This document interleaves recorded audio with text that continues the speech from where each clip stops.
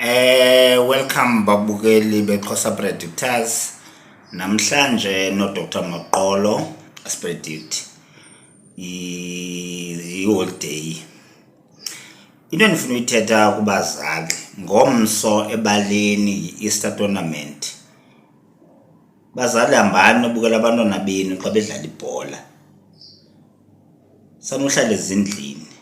Because lo mntana xa setshaya intsango enantsi kusebenzisa drugs uzahamba ukhala usithi yo lo mntana ungixakile utya drugs iziyobisi kodwa wena lo mntana umsupport. Sanucimba imfundo yabantu bonke. Imfundo is not for everyone. Yes, sonke sithi abantwana bethu mabaye esikolweni, but you must also remember education is not for everyone. Imfundo yabantu abathile, imfundo ayoyamntu wonke.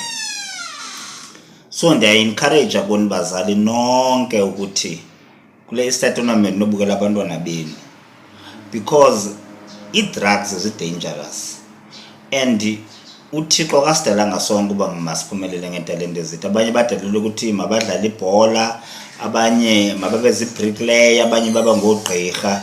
Xa umntana wakho esimohlula isikolo ehlele endlini, mhlawumbi lo mntana xa unomthengela uinuka, mhlawumbi umthengela ii-bags athengise, angakwenzela imimangaliso uthengise, rather than umjaja hayi lo mntana akafuna uphangela. Because usebenza ayikho kumntu konke. Isikolo naso asidalelwanga wonke umntu. Isikolo sinabanikazi baso nokusebenza nebusiness. Singaqhathana sithi masenzeni business is not meant for everyone. Enkosi.